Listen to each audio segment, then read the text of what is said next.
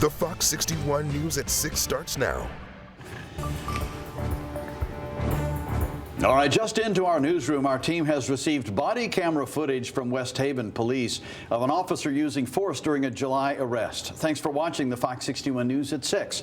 I'm Brent Hart. And I'm Sarah Sanchez. So our team's currently reviewing the video, but we do know what it shows you. So the department says Officer Richard Nacarado acted outside his training. He's currently on administrative leave tonight. The video shows Officer Nacarado trying to persuade an individual to leave the sidewalk and find somewhere else to sit. But in the video, the individual hits Nacarado in the face before Nacarado took them to the ground and punched them 18 times. State police and the state's attorney are handling this case, and Nacarado is facing a warrant for second-degree assault here. The department has also applied for his decertification. Well, for years, some East Haven neighbors have been complaining about dozens of car crashes in front of their homes. It's a four-way intersection with stop signs that neighbors say people blow through with a dangerous blind spot they can't see past.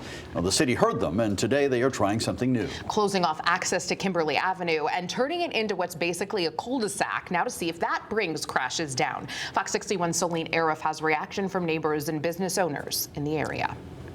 This one intersection here at Kimberly Avenue and Forbes Place had, get this, almost 80 car crashes in about 2 years. That's a lot of 911 calls neighbors have had to make here.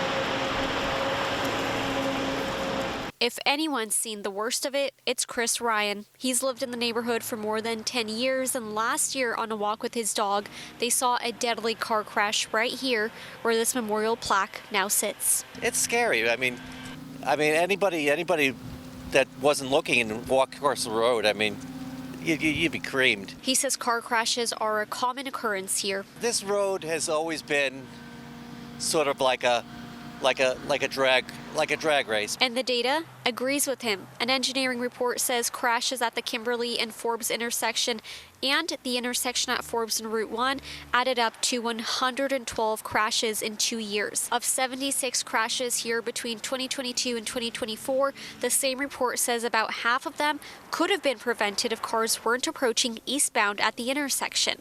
And that's how this neighborhood got these barriers here at Kimberly Avenue. I think the problem is not so much the side streets. The problem is coming from Route 1 where there's no direction for travel. Patricia Cofrancesco has a law office on the other side of the barrier. There are other alternatives that are out there that are less onerous than this, less onerous than blocking off a street to a critical shopping area. Ryan says this is the first real attempt at fixing the problem he's seen in the neighborhood. Other neighbors agree it's long overdue, and while he's not sure yet how it'll play out with traffic, he says it gives him hope for the first time in a long time that crashes might start going down. You always got to be cautious at a stop sign. I always do the 3 or 4 second rule where I look all ways because I know for a fact somebody's going to blow through the stop sign. For now, the barriers are in a trial phase, but it could turn into something more permanent if it works. Reporting in East Haven, Solene Air, Fox 61. Thank you, Solene. We have more breaking news now. State public health officials say an unvaccinated Fairfield County child tested positive for measles. This is the first case in Connecticut in more than 4 years. Officials tell us the child traveled internationally and began showing symptoms of measles several days later. Nationwide, more than 1,800 cases of measles have been reported this year. That's the most since the virus was declared eliminated in the U.S. back in 2000. Developing in Waterbury, a water main break has shut down Thomaston Avenue and Manville Street for the last few hours. City officials say it could impact your commute and school drop-offs tomorrow morning. Crews are making repairs as we speak. City leaders tell us some customers in the area may experience water service disruptions. Police officers are also in the area helping to detour traffic during rush hour. Drivers are urged to avoid the area if possible. Sprague Elementary School is located near the work zone. Bus drivers have already been notified of the detours, and we will update you as it all unfolds. Another impact to traffic here. We have rain and snow. It's developing right now. You can see on the map, the green is the rain. It's important to slow down and be alert on the roads, especially since it is dark out there. Yeah, it's another key thing about driving. Chief Meteorologist Rachel Frank. Yeah, it's quite a bit of both the green and the blue on the map there, right? It just depends on where you are. It's a wild difference across the state, too, because it's 50 degrees right now. We're close to it in Groton, and it's pouring rain. Meantime, it is about 33 degrees right now around Torrington and Litchfield, and there is some wet snow falling. And this is obviously where some slippery road conditions are possible tonight. Elsewhere, roads are wet, but still, you might want to plan on leaving yourself some extra time to drive places in Canaan, in Sharon, Cornwall, and Goshen. That's where a coating up to an inch or two of accumulation is possible. The most accumulation will be in areas that are above 800 feet and especially above 1,000 feet. That's where we might get closer to that 2-inch mark. I think that some areas may see a few wet snowflakes mixed in with the rain, especially on the tail end, Waterbury, Danbury, even Windsor Locks. But when you see these temperatures, you're going to see why we are not expecting any accumulation there. But again, especially in Litchfield County, take it slow, add some extra time. This will all come to an end between 9 p.m. and about 11 o'clock at night. Here's a look at those temperatures that tell the story. It's 42 in Hartford. It's 48 right now in Groton and 35 currently in New Milford. Winds are coming out of the south, and that's what's pumping in some of that milder air, especially for areas south and east of I-84. And I did want to show you again the back edge of this as it gets closer to us. And there's a cold front that will pass through too, and that means tomorrow is dry, it's bright, but it'll be blustery and chilly. Dress for a wind chill in the teens and 20s. Your full forecast is coming up.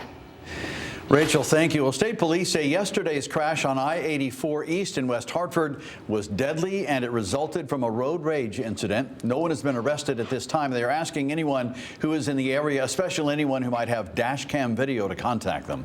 The incident happened just before exit 44, around 3:15 in the afternoon. Investigators tell us a tractor trailer and a box truck were traveling near each other in congested traffic. Officials say the tractor trailer driver got out, ran across the highway, and climbed onto the box truck. Police say the box truck driver then ran over that other driver. The road was closed for several hours during rush hour. Investigators haven't identified the person who died yet. We also don't know what led to the incident. Well, our team has been following this case out of Meriden involving sexual assault charges surrounding a Maloney High School teacher and a former student. And today, Fox 61's Victoria Anderson went through all the documents, and she breaks down what both sides are saying. A former Maloney High School teacher is facing 5 charges of sexual assault after allegations from a former student. Here's what police know. A 17-page affidavit lays out an alleged secret sexual relationship that spanned over 4 years. Police say the victim, a student at Maloney High School, was 14 when he says the grooming started in 2014. He claims the relationship took place throughout his 4 years at Maloney, but escalated when he turned 16. The accused, music teacher Sierra Picard, who was 27 at the time. Police documents detail explicit pictures, texts, trips, gifts, and several sexual encounters in the student's home. Police were able to obtain several of these messages and pictures, which they say Picard had no excuse for during a tearful questioning. Picard ended her 13-year tenure with Meriden Public Schools this past August after police questioned her. She turned herself in on December 2nd. Meriden Public Schools in a statement said they have been cooperating fully with Meriden Police and that they take all allegations of this nature with the utmost seriousness. Picard has been released from jail on a $25,000 bond and will have her first day in court on December 16th. Reporting in Meriden, Victoria Anderson, Fox 61. Victoria, thank you. We now know the name of the person found dead inside a home in Stamford after an hours-long standoff and shootout last week. Police say the man was identified as 79-year-old Carmine Boccuzzi through DNA comparison with a family member.